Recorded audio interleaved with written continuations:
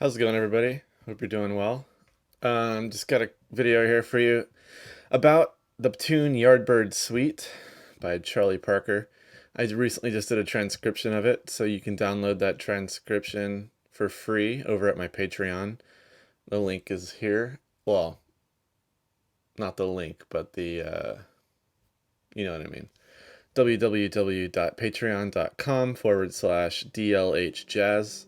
You can also find myself playing it along with the record at my Instagram account, which is also DLHjazz. I'm not playing it on YouTube just because I don't want to get flagged for copyright and playing the original record on here. So check out my Instagram if you want to hear me play with the record, this transcription. So yeah, there's a lot of good licks here and a lot of stuff to learn from Parker. He's one of my favorite guys to transcribe because it really helps you learn the bebop language, which is good for pretty much all music. You know, it's still hip today as it was, you know, 80 years ago or whatever it is, 70 years ago, 50 years ago. uh, but I also wanted to just go over a couple of things about learning a tune, and I'll use this tune as an example. This is what I did when I first started learning jazz. My first tune that I really dug into was Stella by Starlight, and I'm just gonna kind of walk you through how I approached it. There's no tried and true methods, you know. Everything is just learning as much as you can, and that's pretty much all you can do. And learning as much musical terminology, of course, and musical history, and just ways to describe what sound is, to describe organized sound, so that we can use these tools to help educate our brain. Of course, improvisation is not about regurgitating facts. It's not about regurgitating music theory. Music theory is just simply a tool, an aid. And so when we dig into this tune, you know, for instance, if I say a 2-5-1 and I say we're going to play Dorian, and then it's going to be Mixolydian, and then it's going to be Ionian. All that means is that that's where the chords and the notes, the most diatonic notes, come from. But over 2-5-1, obviously, over that 5, you might play a diminished scale, or you might play a harmonic minor scale of some other key, or a altered scale. You can substitute anything you want. All 12 notes are always available. And it's about how you phrase it, how do you conceive of the phrasing, how do you conceive of rhythm. There's so many different methods, and so there's no such thing as, in my opinion, valid jazz lines. I think that there are, you know, there's a lexicon of jazz music, of the language, and it's important to learn it and emulate the masters and hear what you really like and copy it. But that's a starting place to help learn a language, but you can keep going with it and you can make your own voice and you can say what you want to say. Because, like, imagine the difference between Charlie Parker and Michael Brecker. It's a huge, vastly different approaches, but they're both good. And there's so many other saxophonists I could name that have different styles and different sounds. And sometimes they borrow and use the same principles or the same approaches or the same harmonic devices or same melodic devices. And so, in summary, what I'm saying is that by learning a solo like Yardbird Suite and transcribing it and analyzing it and being able to play it, and then taking licks that you like and putting them through all 12 keys, you're just giving yourself more information and more data from which to draw from and create your own stuff. So that being said, let's get into how I would approach Yardbird Suite. So we're gonna just look at the harmonic, the harmony. Yeah. So I'm gonna have it somewhere here. It might cover my face. I don't know. Somewhere in here. So what do we got first? So the tune is I'm a tenor player, so I transcribed this in B flat, which means we're in the key of D major. All right. So that's where I'm gonna be analyzing it. So the first chord is a concert C6, but you're gonna be seeing here a D6. So what is a D6 chord? It's a tonic chord. The key of the tune is in D. The melody is pretty much in D. It's not a D major 7 because that has just a little tad more edge, I guess, or that major 7th just gives it a different quality.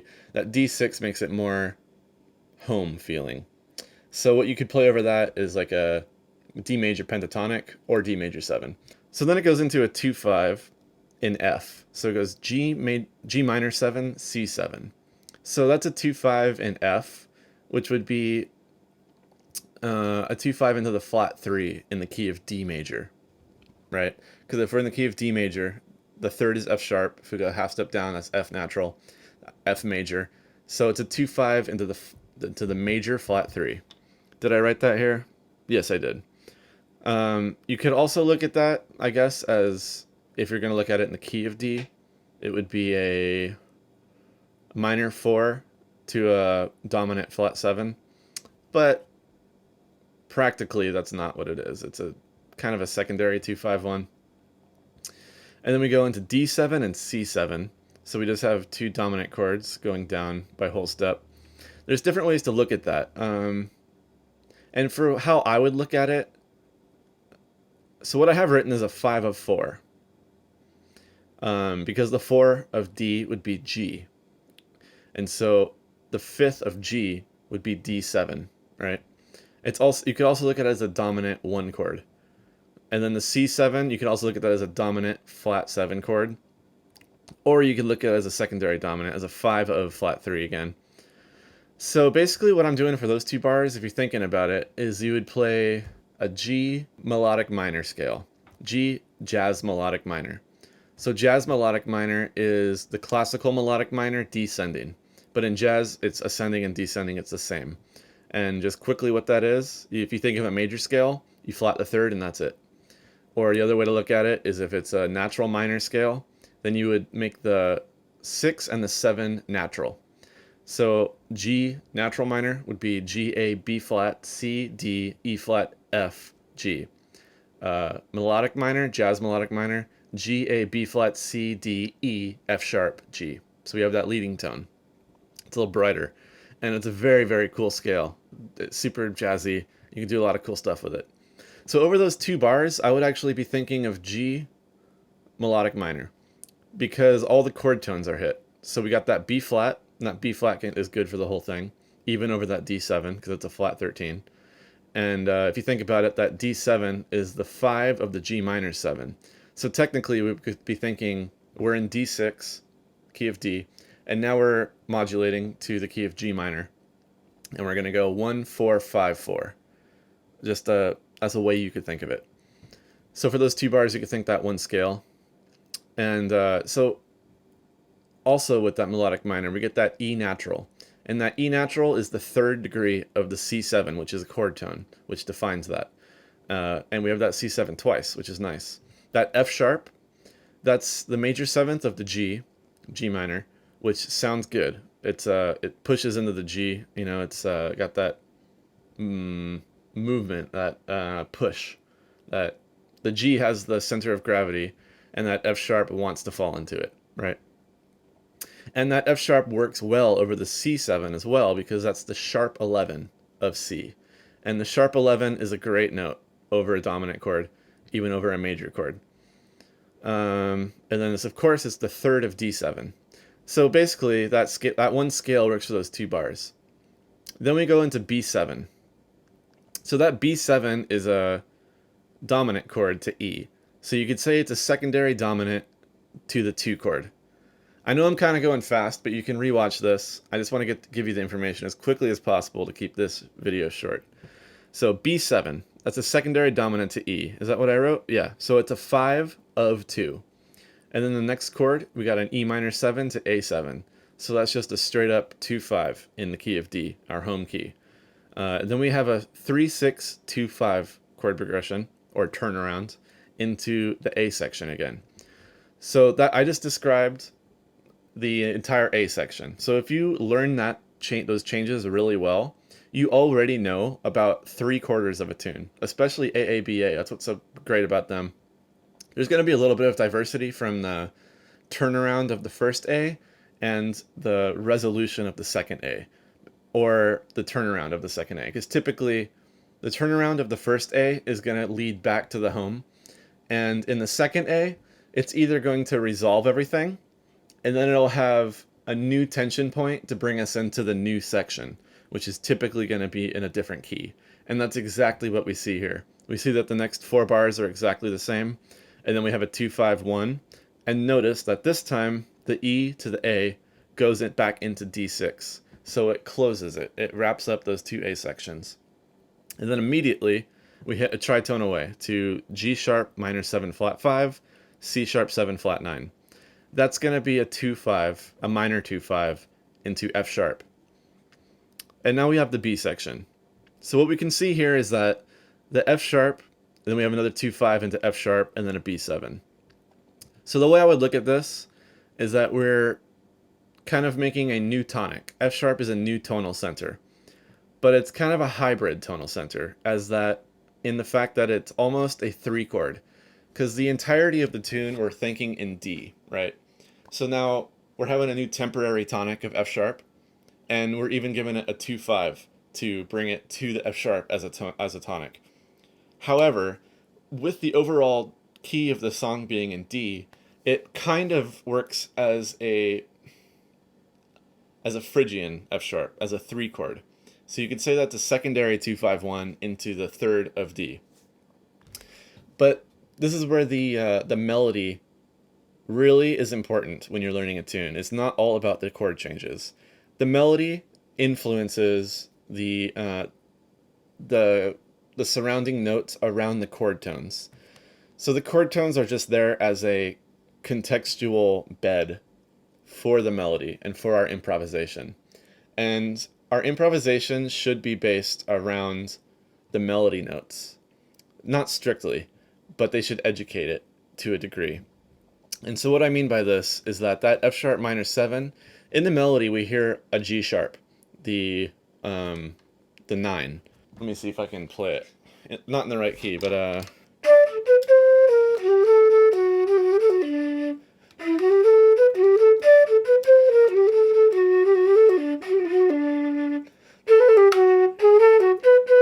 there we go. So we got that G sharp. So that tells us right away that it's not necessarily a Phrygian. However, we do have a D natural. So we have a flat 6 over this F sharp. So it's kind of it's F sharp natural minor.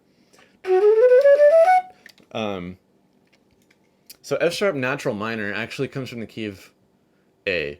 So I guess it is a new tonic of F sharp. Because if it was a 3 chord, we would have a G natural. But I guess my point in going down this little rabbit hole of whether it's a tonic or whether it's a tonicized 3 chord, is that there are so many options out and available to us at all times. Even on a tune that has changes, like, it's written in front of you, like, oh, isn't that just it? It's like, not really. It's really up to the moment and the rhythm section and so many factors. It's a living, breathing music, right? So educating yourself on the functionality of each chord and how each chord relates to the overall key, and how each chord relates in a local sense to its neighbor chord. There's all these different levels, and we can go in and out of these different levels, and we communicate with our fellow musicians on the fly. Anyways, F sharp natural minor, yeah. So you could use that for the entire time, because G sharp minor 7 flat 5, C sharp 7 flat 9, it's got the same notes. That F natural, of course, as a leading tone into F sharp, or I guess it'd be an E sharp into F sharp. Yeah, there we go. And now the F sharp, what do you call this kind of chord? Kind of like a pivot chord. So the F sharp now is functioning as a tonic. It's functioning as a fake 3, and now it's functioning as a 2 to the 5 of the 2. That sounds so complicated. But really what I'm saying is that the F sharp minor 7 to the B7, that's a 2-5 in the key of E. And look at the next chord, it's an E minor 7. So we have a major 2-5 resolving into a minor chord. And then now that E minor 7 becomes a localized tonic. I know I'm making up words, but this is how I think about it, and hopefully it just helps you, So this E minor 7 is now the temporary tonic, I'll say that. And then we have a 2-5, again, confirming our suspicion of this new temporary tonic. And then it goes into an E7, So it's sort of deceptive, but the root movement is there, and the root movement is still there. But that E7 is a secondary dominant of the 5 chord, and then it goes into minor 2/5 into D, which is a common theme in jazz standard. You'll see a dominant chord, and then it will go into its minor version, and then that minor version acts as a 2. And then you'll see the 5 chord next, and it typically goes back into a 1 chord. Yeah, so just to cover that B section again, the first 2 bars you could play F natural minor or some other variation, F harmonic minor. You could do that, especially over that 5 chord, C sharp 7 flat 9. And then the F sharp minor 7 to B7. You could play the D natural over that F sharp, and then hit the D sharp over the B7, just to accentuate the chord movement and to accentuate the fact that you're nailing the change. Or you could play that D natural over the F sharp minor 7. Yeah, hey, so my camera got cut off. But anyways, on the bridge, we're talking about the F sharp being a tonic, a new tonic, and then it becomes a 2 and the 5, a secondary 2/5 to the 2/5 of D, the home key of the tune. So then we have that 2 now becomes a tonic. So it's a 2/5 of the 2, and now that 2 becomes tonicized with that F sharp minor 7 flat 5 B7, and then it goes into the E7, and then another 2/5 into D. Back into the A section, which we've already covered. And you'll see that that A section ends with a 2/5 back to D as well. So basically, the lesson to learn here is that when you're taking apart a tune and you're learning a tune, try to find the functionality of the chords. And some chords are going to have multiple functionalities, meaning they're going to be either a secondary, like a secondary dominant, or a secondary 2/5. And what I mean by a secondary just means that, for instance, going to that F sharp, that's the 3 of the key. So it's setting up a movement to another temporary tonic, is what I'm calling it. So try to group them in those chunks, and then you can kind of derive where the scale is going to be from. And so, for instance, actually to go back to the A section, that G minor 7 to C7, that is a 2/5 in F major. So of course the F major scale is going to work on that.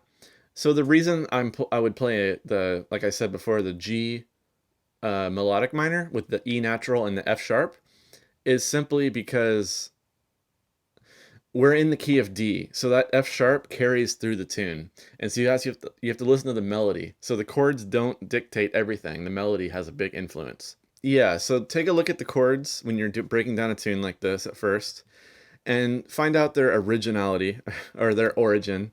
So technically that G minor C7 is a 2/5 in F, so you can play F major on that. And so do this and find out where everything is from. What key is it going to? What key is it from? Is it still related to the tonic, the overall tonic of the song, which is D here? Or does it completely change? Because sometimes, for instance, in the tune Origin, that tune has, like, I guess I'm going to call it parallel movement, where you're actually changing keys completely, like on the bridge. I think it's on the bridge. Yeah, it's going like up by half steps or down by half steps. I can't remember. I can't recall. Or the tune Voyage. Is it Voyage? Yeah, I think it's the tune Voyage. Basically.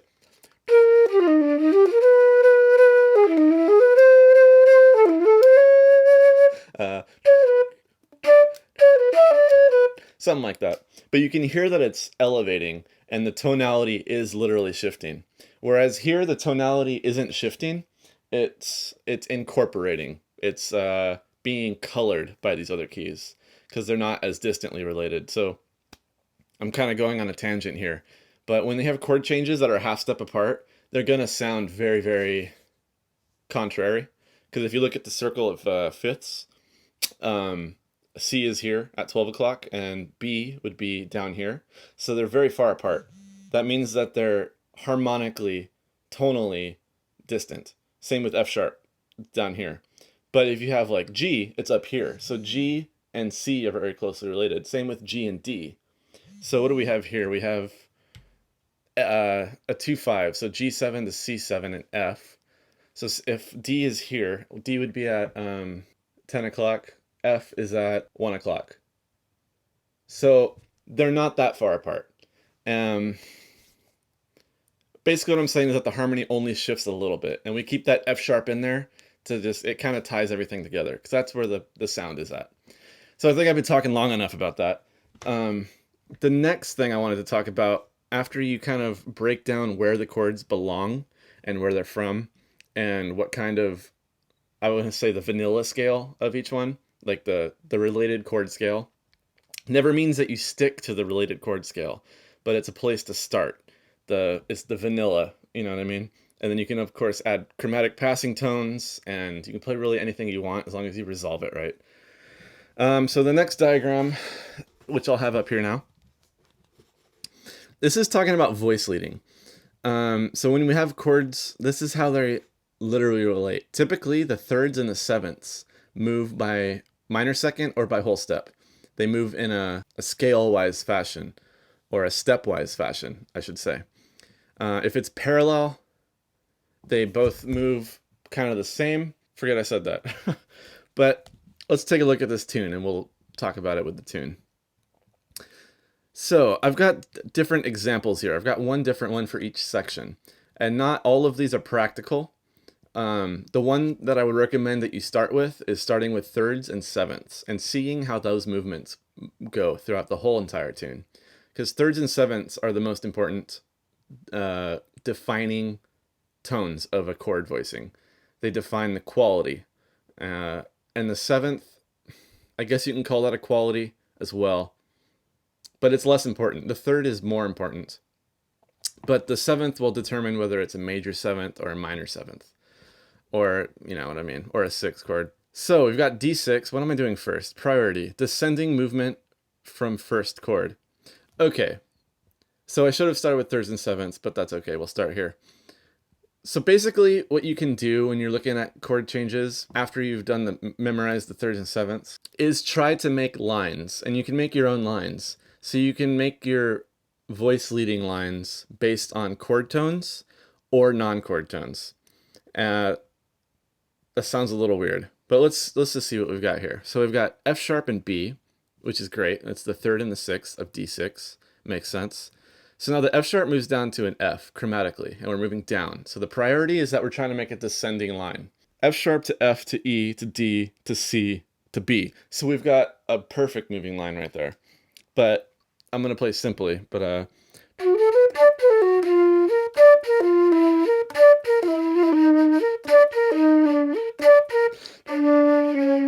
you get the idea. Basically what you can have is descending root movement and have new material on top. Kind of like a single line voice leading thing. So anyways, the F sharp goes to an F, which is the seventh of F of G minor 7.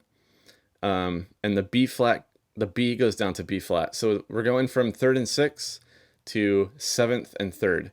And you'll find that when you have descending fifth chord movement, the thirds and sevenths swap every other chord. It's just an interesting fact of it. So F sharp goes from the third of D6, goes to the seventh of G, and then that F goes to the third of E. So there we go. There's those third swaps again. The B flat stays a B flat because B flat is the third of G minor 7. It's the seventh of C7. So what is that movement called? Oblique? Anyways, so there's different types of movement. We can have movement where one voice stays the same and another either descends or ascends. We can have movement where they're both moving in different directions. Contrary movement. We have parallel movement where they both move in the same. Oblique, contrary, similar. Similar means one is moving, they're both moving in the same direction, but at different intervals, right? So different amounts of distance for each note, but they're both moving either up or down, similar. And then I guess oblique, I guess this is oblique, where one is stationary and one is moving. Anyways, the more kind of diversity of voice leading that you can get within your thinking, the better. Because it gives more interest, and you can tell a story with the chord changes, basically. So we got the G minor to C7, okay, C7 to D7. We're going down a half step from the B flat to the fifth of D. Not the greatest voice leading. I mean, it's working for this purpose of we're trying to be descending the whole time. So we're hitting the fifth of D. The E is going to the root of D. So that's basically a power chord. So it's not the greatest in the world.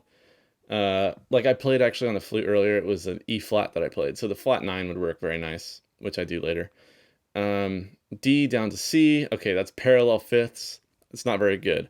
But the point is, it's kind of like an exercise, I guess you could say.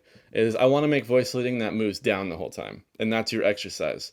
And this is a one solution of many. It's not a very good solution, granted, but there you go. And then we go down to B7, sticking with that parallel fifths, basically making a punk song. Then we got the E minor 7 to A7.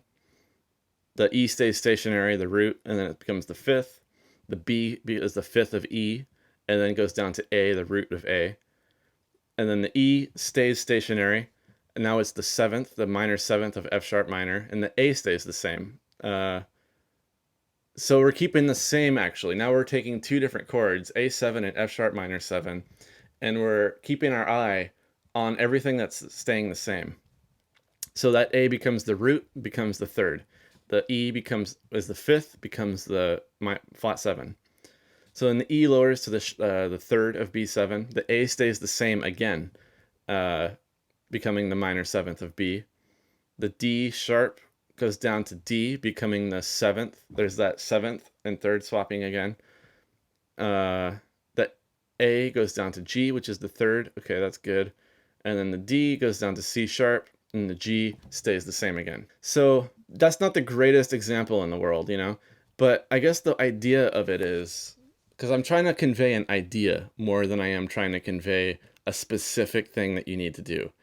The idea is becoming so familiar with chord changes and the chord tones and the non-chord tones, especially the chord tones though, and the butter notes, so that you could freely think of the piece and know what are all the common tones between these chords, what are all the chord tones, and how can I move them, and how can I alternate? Like maybe I won't hit a butter note, to quote Herbie Hancock or Miles Davis from that quote.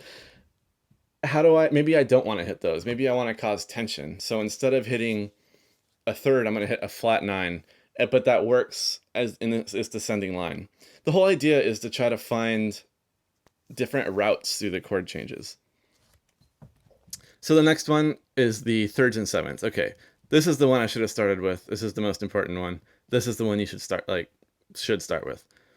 So we got B and F sharp, and I just inverted them this time. So B and F sharp, that's the 6 and the third, okay? Third goes down to the minor 7th, the 6 goes down to the minor 7th. Did I say that right? To the minor 3rd, forgive me. So now we're hitting the 3rd and the 7th, great. The 7th goes to the 3rd, so there's that thing. You're always going to see that in standards. It's a great little thing to outline the harmony, especially. So the F to the E, B flat stays the same because it goes from the 3rd to the 7th, 3rd to the 7th. There we go, all the time. The E goes back up to F sharp. The B flat goes to C, which is the 7th. So this is what I was talking about, the parallel movement. So we have a C7 to a D7, a whole step away. That's a parallel chord change. And so the thirds and the sevenths move in similar motion. Basically, they move the same distance. And then they move the same distance back down. And then those move the same distance back down. So those are all parallel dominant chords, you could say. So from the B7 to the E, the third of the B7, D sharp, goes down a half step to the 7th of E minor. Again, that 3rd and 7th swap. I know I'm saying that a lot. The minor 7th of B7 goes down to the 3rd of E minor 7. I think you get the idea. I'll have this downloadable as well on Patreon, hopefully soon. And you can take a look at it and copy it, or you can just do it yourself. but I don't want to go too long. The next priority, ninths and 13ths. So without going through the whole thing again, you can see that what I'm doing is basically taking the ninths and the 13ths of the chords and then moving those. And what is the goal of this? It's just to become familiar with your nines and 13s of chords. That's it. It's just about gaining familiarity. So when you're practicing a tune, go through the whole tune and try to play only ninths and then only 13ths, and then try to do it where you're going 9 13 9 13 every other bar or every other chord. You know what I mean? So that you can try to find movement. And the important things about nines and 13ths, no, they don't define a chord. They aren't chord tones necessarily, but those are the hip notes. You know, Charlie Parker, like if you just take a look at his solo, which I have on Patreon again, I mentioned, a lot of his stuff takes place in the upper extensions of the chords. And of course, he does nail the chord tones on the important beats, like the downbeat and stuff like that. But a lot of the color is these extensions. And so when you're practicing, it's practical to practice just moving those chord tones so that when you go to improvise, you have them solidified in your mind so that when you're making a line, you know exactly where you are in a chord. You know exactly how it's going to move to the next chord. So you can kind of plan your solo and set yourself up to make new choices that maybe you otherwise wouldn't have made. And also so that your ear knows what you're doing and where you're going. It's just about learning as much as possible. Like I said, my goal is not to tell you this is what you do or like to give you some steadfast rule. It's more of an idea. I just want to open your head up to the idea that gain as much knowledge as you can so that when you are on the bandstand and playing, kind of like what Charlie Parker said, you forget everything and just blow. But it takes a lot of work to get to the point of mastery, of knowing the thirds and sevenths, knowing the difference between a 9 and a flat 9 and a sharp 9, and knowing where to put them and why to put them there, and understanding where the chords come from so that your choices make sense to the key. And if you're going to make some more harmonically contrasting lines, that you know exactly what you're hitting in those harmonically contrasting lines, so you know how to bring it back and give the listener and yourself the gratification of the tension and the release, you know. So what's my last one? Priority, chromatic movement. So here I'm basically just, I want to make a chromatic moving line all the way down. Only one voice has to be chromatic. The other one can move differently. But so I've got B on the D6 going to B flat. That's pretty much the same. B flat going to A, the 13th of C7. So that's where the practicing the 9s and 13s comes in handy. So B flat to A, which is the 13. A going down to A flat, which is the sharp 11 of D7. It still works. It's kind of like a tritone substitution. A flat to G, which is the 5th of C. And then G down to F sharp, the 5th of B.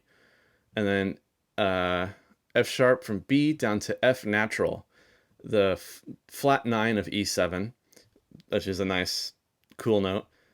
I mentioned that in the a lick breakdown video, but over an E7 or any dominant chord, you can substitute a diminished chord or a diminished 7th chord with the diminished chord a half step above the root, or based on the 3rd, or based on the 5th, or based on the minor 7th. It's all the same. It's going to be F minor, A flat, F diminished, A flat diminished, B diminished, and D diminished over that E7. And you'll see all the players do that. Anyways, that F goes down to an E, the 5th of A, and that A goes down, well, I have it going down to a D here because it's a D6. Okay.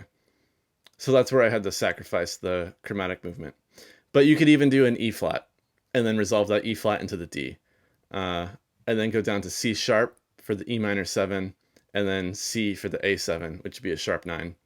You know, the choices are so vast. I can't show you all of them. And I encourage you to like kind of make up your own and try to figure out your own problems to pose to yourself and then through improvisations, figure out what works, what doesn't work. You'll find that some of these don't work very well just because of boring choices, like a root and a fifth for the voice leading. That's not very good. It works, it depends if maybe you're keeping that in mind, but the material you're playing around it is very harmonically contrasting, or maybe you're also nailing the thirds and the sevenths. And so keeping the framework though, you can return to those and kind of outline that line. It's music, it's up to you. So I think that's all I've got to say on this tune. um, Hopefully you got something out of that. Hopefully I didn't ramble too long.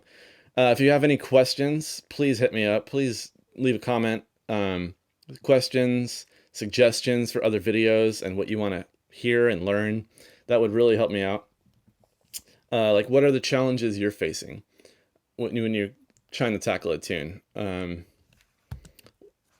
What stumps you? What is the part that you just need some more information on, or a different idea, or maybe a different perspective? Because that's my only goal, is just to offer my perspective. And I'm not even saying I use all the right terminology.